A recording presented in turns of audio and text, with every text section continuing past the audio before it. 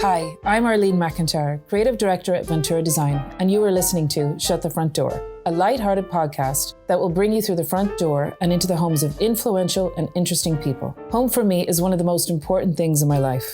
My career has fortunately given me the opportunity to work closely with people and to help them create a home they will cherish forever. From starting off doing hilarious impressions to becoming the voice to wake up to on Irish radio, Doireann Garrihy has become a household name. Her laugh is infectious and her comic genius is second to none. Coming from a family filled with love, it's easy to see why this lady brings joy and laughter into so many lives. Breakfast radio presenter on RTE 2FM, creator and star of the Doireann Project, and successful podcaster with the fantastic The Laughs of Your Life, it's my great pleasure to introduce the lovely Doireann. Oh my God, what a fun intro. Thank you for coming into us today. Well, thank you for having me. Cabin fever was definitely about to set in. Yeah. So it's nice to be here. Yeah. Well, you know, it's a safe environment and we're all doing our best. We're doing our social distancing. Yeah. There were no embraces when we met. We did a little kind of elbow tap. So it's all good. Well, you're at least 2 meters away from me at the moment. At least at this fabulous table. What kind of grey would you call this? I like it. A grain oak. It's just an oak. Oh, fab. Oak. But you can have the tops in any finish. Like, I'm not going to go into the whole sales thing. Yeah, you're like, well, Doireann, now that you've asked. Now that you've asked. That's our aspen stain. It's quite nice. Gorgeous. Isn't it? Very, very nice. So let's start from the top. Yes. I know you're really good at keeping people on track on your podcast. I love your podcast, by the way. I'm a huge fan. And I just thought your interview with Trini was a tough one for you because she is hilarious. She's brilliant. And she is like a spinning top. She doesn't stop. Like she is. And you can tell that from her social media. All she wants to do is just keep moving. Next idea, next outfit, next whatever it is. And so that day, she was staying in the Merrion. And I was like, I booked a room in the Merrion, a kind of a conference, small room. And they had all these fab pastries laid out and blah, blah, blah. And she came in and I kind of thought, she definitely won't touch the pastries. She ate every single pastry, every cookie, and anything that was left over at the end, she got a napkin and like scooped them all up. I saw that. That was like for real. Yeah. She really did. And then she was eating them all away. She was eating during the podcast. And I didn't mind, but a couple of people wrote to me afterwards and were like, Trini was amazing, but by God, like anyone with a bit of OCD about that kind of thing was like, why was she eating? But no, the content was amazing and she's so cool. Doireann, please tell me from the beginning about your childhood home, your memories of growing up. And where you grew up. So we grew up in Castleknock in Dublin. Okay. On Peck's Lane there. It's a very kind of quiet lane. And there seems to be, it's not until I got older that I realised that a lot of the locals are people from the country, a lot of them the west of Ireland, who moved to Dublin and all just happened to be in Castleknock. Totally. You've noticed that about Castleknock. It's full of country people. Yeah. Totally. Yeah. So even our neighbours across the road who would be very friendly with the O'Sullivans, they're Cork. Mm-hmm. There's a couple from Kerry. There's lots of people from Clare that my parents would have known. So we grew up there, myself, my sister Aoibhinn and my sister Alva. I'm the baby. Okay. And my dad actually was out for a run one day. So my mum and dad lived in Lara Lodge. Okay. They rented a house there. And my dad was a carpenter and my mom worked with him. And he went out for a run one day and he ran down Peck's Lane and he saw on the corner, I won't say where exactly, because in case anyone rocks up to my parents' house, like, this is where Doireann said you live. But it was on Peck's Lane on a certain corner. And he saw just a patch of land and he said, that's where I want to build a house. So he ran home to my mom and said, I found exactly where we're going to live. And my mom, as always, this has like been a trend throughout their marriage as far as I can see, for as long as I know them. My dad comes up with the wackiest ideas. My mom tries to talk him down. My dad doesn't get talked down. He goes ahead and does it. If it works out well, my mom's like, yay! It was her idea. Yes! If it works out badly, she's like, it was his idea. Yeah, totally. Yeah. I think that's probably most couples, to be honest. But are you like your mom or your dad? I actually, weirdly, I don't know if this is a youngest sibling thing, but I almost feel like I'm a quarter of every member of my family. I'm a quarter Alva, a quarter Aoibhinn, a quarter my dad, a quarter my mom. And I think it could be down to the fact that I am such an observant person, and I'm like a sponge. And so it's almost like I absorb a bit of all their good bits and a bit of all their bad bits, their flaws. So I, like my dad would be like, I'd be a total disaster with say accounts or keeping my affairs in order or like making sure I have my bills paid on time. I'm a disaster at that. And that would be like my dad. But I'm good at, if I say I have 2 hours and I'm at home and I know that there's a drawer that could do with clearing out, I'll absolutely tackle it. And that's very much like my mom. Okay. So I don't know what that says about me. I don't know. It's kind of a weird mix. But I think I'm a bit of all of them. And then with Avian, I'm kind of, we both are very into the arts and into creative stuff. Whereas with Alva, we have a very similar sense of humour. So I'd like to say there'd be a meme I'd come across and I'd send it to Alva rather than send it to Avian. You know, like we'd laugh about certain things. So yeah, I think I'm a bit of all of them. Okay. So you go back to your parents finding their plot for the house. They built the house. So my dad built the house. Okay. And we lived there all our lives. My parents are still there. Okay. But they are from Clare. So my dad's from Doolin and my mom's from Bell Harbour. So we used to spend a lot of time in Clare as well. So we do most of our summers in Clare and in the Aran Islands too. They're good memories. Unbelievable. Are the best memories. So we were very lucky. The Celtic Tiger was very good to us. We had summer holidays in Spain. So my parents have an apartment in Spain that came about because of the Celtic Tiger. They have 2 houses down in Clare, you know. So you have a few homes. A few homes. My dad would always be, you know, like we always had nice things, but we didn't necessarily have flash things. Yeah. So rather, like my mom was never one for Louis Vuitton bags or, you know, Prada shoes or whatever. We'd always invest, my mom and dad always invested in either property or nice holidays, experiences, rather than be dripping in diamonds. And, you know, I suppose back then we didn't understand, like we didn't really care about my dad having property then. It's only now that we're in our, you know, 20s/30s that we're kind of like, oh my God. Totally. We're just so lucky. So yeah, we spent a lot of time down in Clare as well. So my childhood memories are very 50-50 between Dublin and Clare. But the Dublin house, like it was just such a lovely place to grow up. And my mom is very, very house proud, always has been. And she would be the type, like on a Sunday where, you know, you're supposed to chill out and watch TV with the family or whatever. She just couldn't. She would be dusting, hoovering, ironing. But she was happy doing that. She enjoyed it. It wasn't as if she was kind of, I have to do this now or blah, blah, blah. She would way prefer to be standing up with a full basket of ironing, going through it and having the chats with us in the kitchen rather than, you know, watching TV. Yeah. But I think that comes from her family as well. You know, a farming house of just, there's always something to be done. Like farmers are married to the farm. There's no day off. Yeah, that's true. I think that was kind of bred into her. And my dad would be, my dad would be well able to just lie on the couch and fall asleep on a Sunday. But he also, you know, he'd be good for when he is up and going, he's up and going. So your childhood memories are a mixed bag between your summer holidays in Clare, Spain and Castleknock. Yeah. God, I sound like such a spoiled brat. But I suppose I know it. And I know we were lucky. So what was Christmas like in your childhood home? Oh my God. So we used to, actually, it's so weird because every time my mom talks about Christmas, she's like, all of our Christmases were in Clare. I'm like, Mom, they weren't. We did a few in Dublin. We did do a few in Dublin. So my young Christmas memories are in Dublin, in Castleknock. And we used to, like, obviously you can barely sleep. You're so excited. I used to be shaking in the bed, like so excited. Yeah. So we used to wake, obviously you'd wake at around 4 and you go into, and they'd be like, get out. Get back to bed for at least another hour and a half.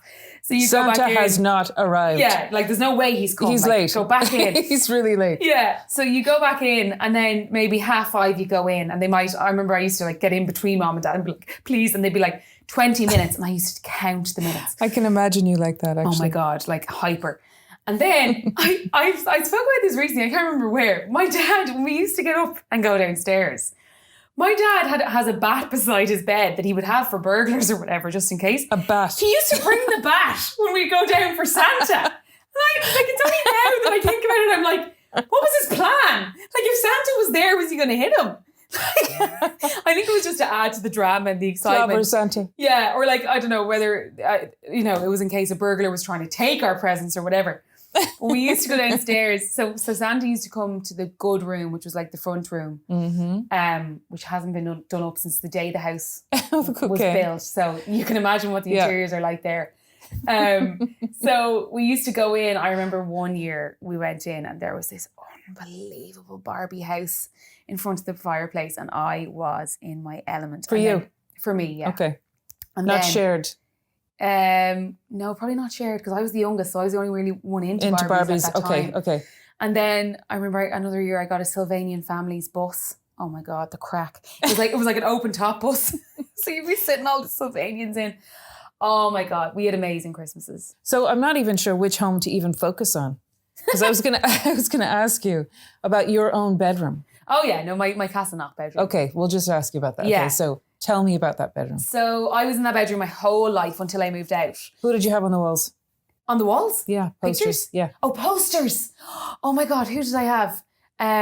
S Club 7. Okay, very serious. Oh, no messing. Who did we have? Oh my God, Alva used to have the most random poster of all time when I think about it. Do you remember Eurostar? Yes. Do you remember not Mickey Joe Hart, the other lad who didn't even win it? Simon something. I can't even remember his surname. Simon something. He used to sing that song, "What is the colour of our skin when we all shine from walks within?" She had this massive poster on the ceiling. So she could gaze up at How it at did she get it nighttime. up there? I don't know. I'd say my dad lashed it up. It was her first poster boy. So yeah, that was on the walls. Whatever. Who else? Britney. Yeah, Queen. Okay. Who else? God, I can't think off the top of my head. But What did it look like? What kind of color scheme did you have pink, in the bedroom? like absolute pink to the max. Pink heaven. My dad, carpenter, made us bunk beds. Okay. Alva and I. So I would sleep on the top, and she was on the bottom. Oh my God, so cute when I think of it now. They were wooden bunk beds, and the stairs up to my bunk were in the shapes of hearts. Oh my God, how cute. Now, I don't know if that was very practical for your foot because the bottom of the heart was probably like stabbing the foot. But it was so cute. They were little hearts rather than steps. So I went up to the top. And then when I got to about 6th class, I got my room done up. And I remember I was in my element. My mom brought me up to Laura Ashley and I thought this was the biz. Yes. Just the interiors. I was like, oh my God.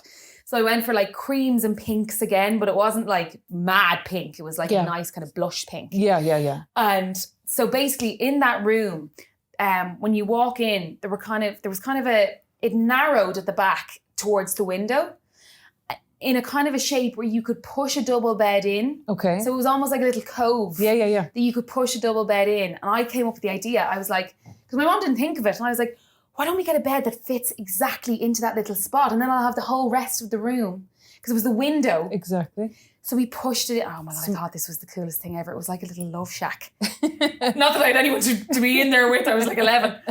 But it was. I had that. And then like I remember getting my own CD player and my own hair dryer. Like, you know, when you're that age, you don't have your own hair dryer. Like totally. You know what I mean? So yeah, that was and it's only recently my mom did it up now as the baby's nursery for Avian's babies. Cute. Yeah.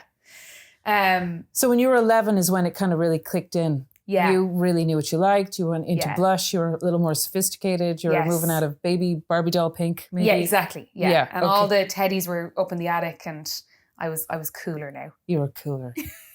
And tell me about your own place now. Like, where are we now with you, Doireann? Interesting question, because last night was only my second night in my new place. So for the past 3.5 years, myself and my sister Alva and her now husband Rory and their dog Bobby have been living in a house around the corner from my parents. It's their house as well, and we rent it. Mm-hmm. So we rented that for the past 3.5 years, and then they got married in October.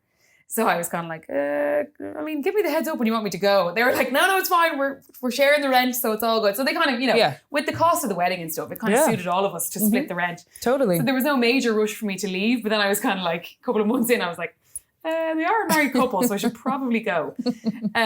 So about 6 weeks ago, I started to have a look around on Daft or whatever. And I came across a place in Castleknock around the corner from my parents. Perfect. So it's a 2-bed, 2-bath. And it's just me. And I just It's nice up there. Yeah. Oh my God, it's fab. Loads of trees. It's nice. Loads of trees right beside the Phoenix Park. Yeah. And so 2 nights in, it's going well. I have underground car park. Perfect. Lift straight up to my floor. Love it. And 2 balconies, one in my bedroom and one off the sitting room.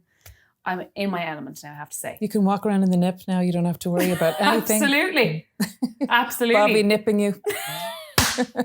Well, actually, the great thing is pets are allowed, so you can come for sleepovers. Oh, that's cool. Yeah. Thank God, because I honestly, Slumber I was parties. like to Alva, I was like, there's not going to be a big goodbye, okay? We're just going to act like, yippity-doo, I'm just going for a sleepover, you know. How do you unwind after How do I unwind, your busy darling? week or in the evenings, even in your new place? To be perfectly honest, I am not the best at unwinding. I am highly strung. I never switch off. And, you know, for a long time there, I kind of have been beating myself up about that and being like, come on, Doireann, like just switch off and blah, blah, blah. But now these days I'm kind of like, stop stressing about it. Like, it's not my personality really to be totally switched off. And even if switched off means that I'm thinking about, oh, what should I do next in terms of impressions? Or like, it's still passive, you know, it's not totally. You're excited about it. It's not. Yeah. I think sometimes people confuse stress with excitement. Totally. I'm always saying that to myself. Am I stressed now, or am I just really excited? That's why my heart's beating. That is. Or what is it? So true. Yeah. And I'll say, you know, I might be on the phone to my dad and I'll say, well, actually, no, my dad is quite an ideas person, so he wouldn't tell me to relax. But I don't know who it might be. I might be talking away about, do you know what I was thinking I could do this week? Blah, blah, blah. And they're like, Doireann, just stop. And I'm like, no, I'm enjoying this buzz. Totally. Yeah. You're on a buzz wave. Just go with the wave. But I am well able to kind of just, you know, chill and watch a movie as well. Yeah. Or, you know, I mean, my relaxation sometimes is just scrolling, which I know is awful and it shouldn't be. Are you watching TV then and scrolling at the same time? Both, I think everybody does that actually. That's the thing. But does that make it right? That's Arlene? not good. It doesn't make it right because everyone does it. Well, now my partner has started watching subtitled movies, really good ones, which just makes it impossible for so me. you have to concentrate. So I have to. But that's actually, because I tried Narcos and I couldn't do it because of the subtitles. It's torture. Yeah. But it's good. I've definitely watched those programs. Yeah. So just a bit of a, you know. Okay, that's a good tip. It's a tip. Thank you. Try subtitled movies. And so unwinding, would you have a bath? Would you be into meditation? Or are they all just ridiculous questions to ask No, not at you? all. Well, interesting you ask. I didn't have a bath in the house I've just moved out of. I have a bath in the apartment. There you I'm go. so excited to use it. There you go. Because because I would get sent nice things from time to time from brands and I was sent bath salts and kind of exfoliating bath scrubs that I could never use. Yeah. And now I have them stacked up beside the bath. I can't wait to use them. I know. So I'm looking forward to that. But also I have the Calm app that I will throw on every now and then and do a bit of meditation. Sometimes just lying on my bed, just, you know, even though I'm on my phone, I could be reading something, you know, a good Guardian article about how to stay calm or how, you know. Yeah. So, do you find that like catching up and being on top of your agenda, your work or whatever it is, your ideas relaxes you? Big time. Yeah. Yeah. If I look at my calendar and go, okay, I have these things on from Monday to Friday and I feel like I'm on top of all of them or I feel like I'll be able to manage all of them and slot maybe gym in around them and time with, you know, my family in around that, there's no better feeling than that. Yeah. You know, and I think that comes with doing what you love.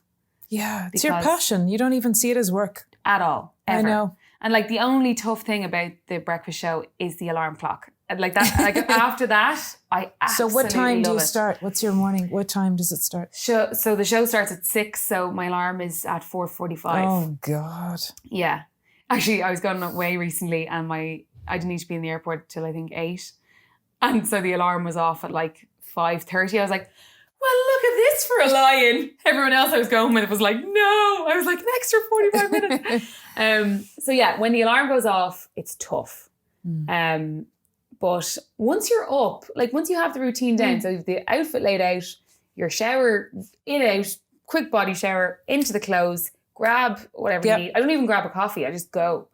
And once you're in the car, well, no, the car's still a bit rough. You're still like, oh God, I'm so tired. Once I'm in the studio and once I start, it could be any time of the day. You know, it could be 9 o'clock. And I think you always feel tired when you get up for work. You're like, oh God. Everyone does, regardless. Regardless of the time. I think once you're up and at it, it's fine. Yeah.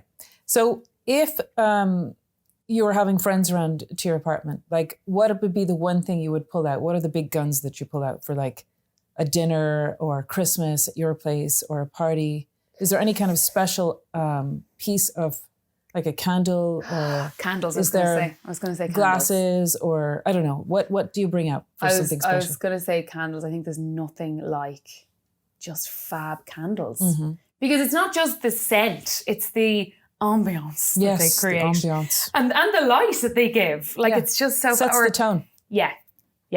Diffusers. Like I'll always fluff up the cushions and do a Hoover or whatever. But I mean, I kind of always, it's only now that I've moved into my own place that I'm getting into interiors. I always was kind of, I think in the back of my mind, I was always like, okay, well, I'm not in my forever home, so I don't really care about whether the sheets match the curtains or the whatever. It's just whatever's clean. And I think that comes with being busy as well. Yeah. You know, I think if I was at home a lot more, I would take more pride in my place, which is why this coronavirus madness has kind of come about at a good time. No, there's never a good time, but I've been very distracted from it all because I'm kind of going, okay, what can I do in this room now today? What can I put here? What can I put here? Yeah, and you're actually busy at home, which is not a bad thing. Exactly. That's what you mean. Yeah. You're distracted from the whole, it's just a nightmare. Totally. And like just little things are giving me such joy over the past few days. Like I had this unit, it was just this white unit with drawers in my place where I did live. And I was bringing it up to the new apartment and I was like, if that slots into the place that I wanted to be in my bathroom, I will be so happy. It fit like a glove. I was like, this is the dream. But it's just so funny, the little things that bring you such joy about your house. And it can be the difference between the main lights being on and 2 fab lamps being on that just changes everything. And I'm sure you're the expert in that. Yeah, I love low lights. What would be your tips for if you're, say, on a budget? On a budget, definitely invest in a good sofa if you can. Yeah. Because that's what you're sitting on most of the time. Yeah. I think go minimalist, just less is more. You don't need loads and loads. I think people sometimes invest a lot of money in loads and loads of bits. Yeah.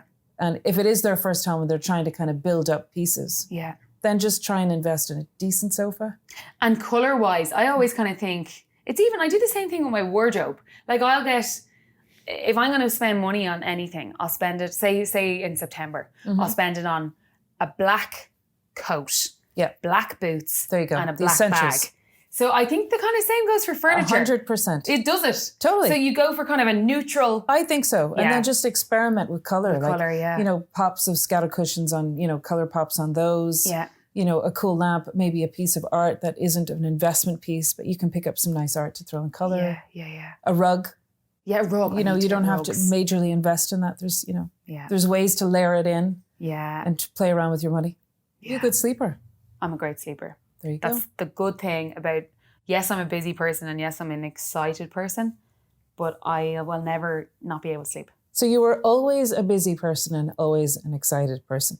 Yeah, always. From the day you were born? I went through a bit of a lull in college, actually, where I kind of lost my drive a bit because I did drama and theatre studies in Trinity. It was my first choice and I got it. I think when you get your first choice, if you're not enjoying it, there's a guilt there. You're going to go, okay, well, this is what I worked for. I've got it. I'm not allowed to complain. Yeah. And I started the course and it just wasn't what I expected. It was less practical than I thought it would be. I thought there would be more acting classes and more kind of, practice than theory. I didn't feel smart enough for the course. That's ridiculous. Well, no, I honestly didn't. The course was 500 points and I got 505. So I felt like I scraped it from the get-go. The most people in my class had got 560, 570, and they were all very sure of themselves and very kind of secure in their opinions. And I didn't feel like I was at all. I kind of felt like I'm a real leaving cert head who kind of learned what I needed to learn, spat it out on the exam papers, and I'm not actually great at formulating my own opinions. That's what I embedded into my head. And I remember there was a tutorial. So you'd have your lectures, but then you'd have tutorials which are more intimate and you can talk and give your opinions.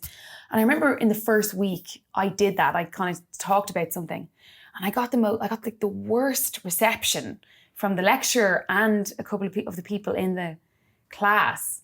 And it had such an effect on me. I kind of went, oh Jesus, I'm not talking in a tutorial ever again. And when I say to you, Arlene, I didn't speak once in a tutorial again for my 4 years of college. That's not good.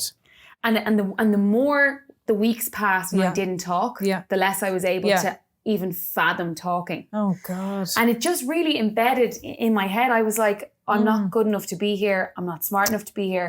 I'm not hip enough for Trinity. I should be in DCU because I'm not, because I lived at home. There's a lot of people in Trinity are from outside of Dublin. They are living in digs. They're going out every night of the week. I lived at home and I kind of was like getting the bus at 5 to have my mom's dinner at 6. So I loved that, but it didn't fit well with what, I don't know. And it was like, it was all in my own head. No one was making me really feel like that. I kind of just got it into my head. And I went through a stage of kind of almost like social anxiety. I remember one day, I just lost my confidence for a good while. And I remember one day I went up where it really kind of registered with me how bad I had got. I went into River Island. This sounds mad. I'm laughing at it now, but it wasn't funny at the time. I went into River Island and I was with my sister Alva and I was bringing back a pair of shoes. And I kind of hadn't told Alva how bad I was kind of feeling about just being in my own skin. And I had to bring back the pair of shoes. And I remember Alva was like, okay, yeah, go on up there to the till and do it. And I kind of was walking around the shop, almost like just avoiding going up to the till. And she was like, Dee, bring back the shoes. And I was like, yeah, I will now in a second. So I just want to have a look at some of the clothes or whatever. I couldn't bring myself to go up and speak to the girl at the till and say, oh man, that's not good. It was so bad. And I remember I did eventually go up and Alva was standing beside me. And then I knew Alva was so aware. And I kind of put the shoes up and I was like, they don't really fit me. And I couldn't get the words out. You lost confidence in yourself. Completely. Yeah. And I remember Alva being like, and I went bright red. Alva was like, what the hell is going on with you? Yeah. And because it was so unlike me. For you. And I was like, I don't know. I don't know what it is. And you know what? That was only maybe 5 years ago. And even it's kind of made me happy to think now how much even the vocabulary around mental health and anxiety has evolved since then. Because I didn't have the words then to say to Alva, I'm just feeling a bit anxious, or I'm just feeling a bit down, or I'm just feeling a bit whatever. Yeah. Whereas now I'd be well able to say that. I'd be able to say, I think I might have a touch of anxiety, or I think I might have.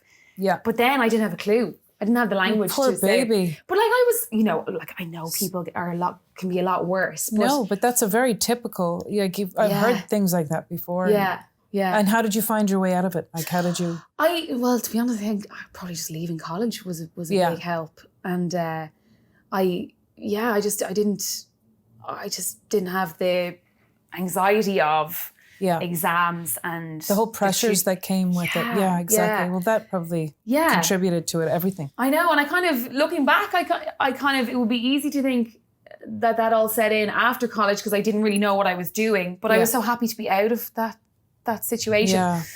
So it took me about 6 months to kind of find my feet and figure out what I wanted to do. And once I did, I kind of haven't looked back. Happy days. And where on earth did you come up with, or have you always been doing impressions? Because you are absolutely hilarious and you're a divil.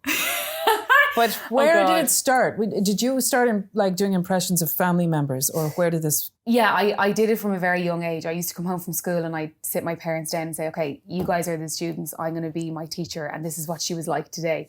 And we had a blackboard in our kitchen. So I totally added to the drama. So I used to be writing up random stuff.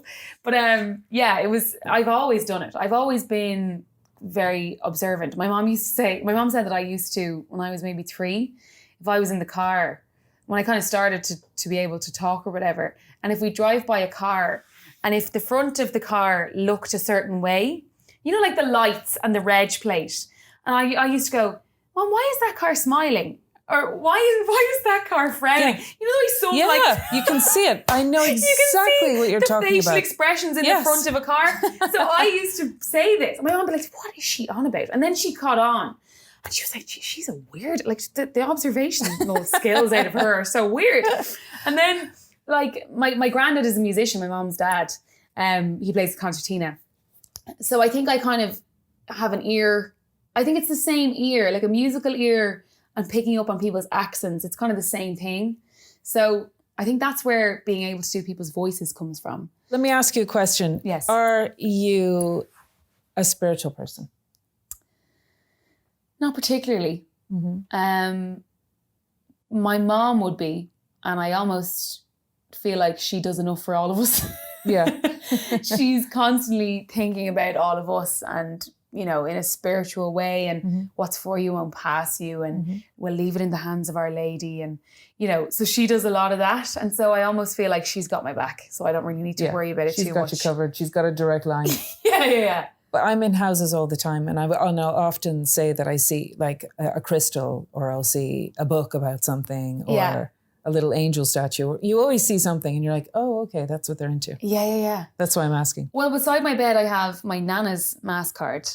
And I have a tiny little glass thing of Our Lady that my mom gave me. And I'll always have that beside my bed. You know, and I'd feel really bad if I didn't. And it's not necessarily that I would ever pray to my Nana or to God or to Our Lady or whatever. But there's this kind of sense of security there. Yeah. And I do, if I was, do you know what? I've just been so lucky in my life that I've never had anything massive where I feel like I have to turn to something.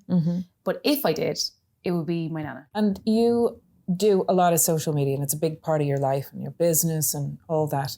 And do you find that kind of helps that you can do that from home? Is that a plus or a minus, positive or a negative in your life? It's a bit of a negative at the moment because I have a boyfriend now. Arlene, very exciting.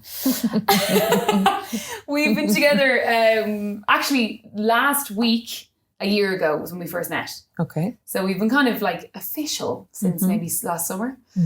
And I, of course, when you're single, you can do whatever the hell you want. You don't have to answer to anyone. And so I would come home and like, if I wanted to lie on my bed and be scrolling and put up funny videos for 3 hours, I could.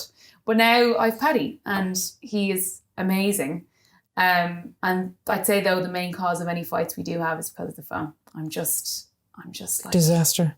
It's a disaster. We all are. But you see, we all are. And that's what I try to say to him. We are all onto each other as well. So no one can point the finger at anybody. This is the thing. And he, like, we could be sitting and, like, neither of us are on our phones. And he picks his up first. And he'll scroll and I'll be like, I'm going to see now. I'm going to Have you ever texted him when you're on the sofa watching a movie? I do that sometimes. Yeah, he's like, hey, put the phone down. And then he's looking at my text. He'll be like scrolling or whatever. And I'll be like, maybe I should put on a little timer here and see how long he takes. But then like I might pick up mine. And as soon as he puts down his, he's like, hey, get off. I'm like, no, you get off yours first. But no, I hands up. I'm a total disaster with it. And there are times where I know he's like, are you even listening to me? Like, what is the story with you? But it's just because... Do you know what it is? Like he'll be like, would you stop checking your likes and your comments? And I'm like, it's not that I'm checking how many likes and comments I have. Sometimes I just feel like I have to monitor stuff in case I get something negative and I don't want it to be there. Sure. Or I feel like I need to respond to it. Yeah. Or maybe I've put up something that I think is totally fine, but actually it's a bit insensitive to someone and they might comment. You want to catch it. Yeah. I want to catch it. And I don't mean catch it as in delete it. I mean catch it as in deal with it. Respond or write to that person and say, I totally didn't mean that, or whatever it might be. So I feel, because it is at the end of the day, as bad as it sounds, it's part of my business now. So if you're managing a business, you have to manage everything about it. I get it. I know. Yeah. It's 24/7. Yeah. And like there's sometimes, some evenings you're just not into the whole thing at all. Oh yeah. You just would rather... Allergic. Yeah, allergic to it and then... Yeah. Totally. Like it's very important to your business or whatever the business is. It is important. Yeah. But it's, it's a job really. And then sometimes I'm like, I like to have the phone there all the time because if I leave it for 2 hours, I'm almost dreading picking it back up because I know there's going to be so much. A tsunami. Whereas I'd rather tick along with it. As you go along. Yeah. I'm like that when we go away on holidays though. I just rather... Don't let it build. No, just every day, just tip at it and just be on top, because there's nothing worse than coming back to this mountain. In your home. Let's even start with that. Like your home, what drives you absolutely crazy? Are you OCD? Are you like super organized? Do you like your sheets ironed a certain way? Do you know what drives me crazy? Actually, I have it now. I feel like no matter how much I immaculately tidy my house, my apartment or my room, it'll always end up in a tip in a couple of hours, and I don't even know how I don't even know how I do it.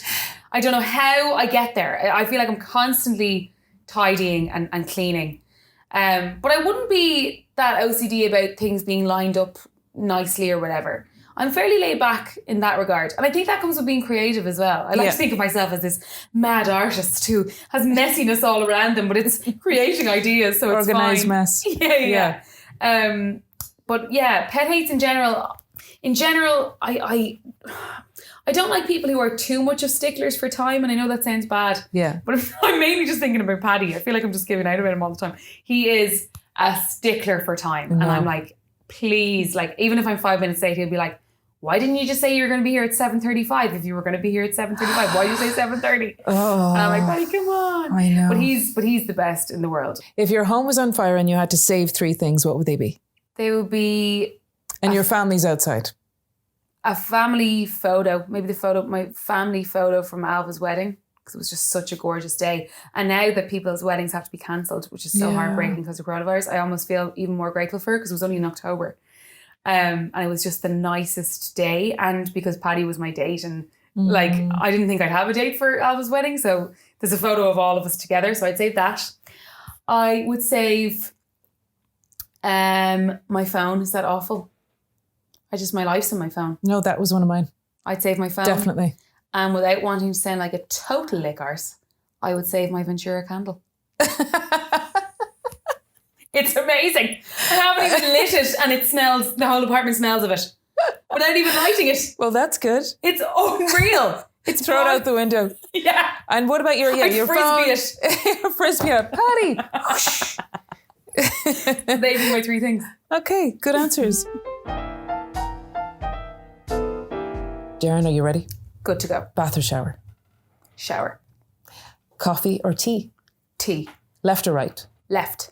Bra or knickers first? Knickers. TV or radio? Radio. Red or white wine? White. Taxi or walk? Taxi. Text or talk? Talk. Coppers or crystal? Coppers. Eat in or take out? Eat in. Kanye or Trump? Kanye. Yeah? I don't know why I said it like that. Kanye. Kanye. Well, thank you so much, Doireann, for joining us today. Can I just say, you need to go into proper presenting. You are a fabulous interviewer. Oh, thank you very much. That was amazing. Thank you. Thanks for coming in. Thanks for having me.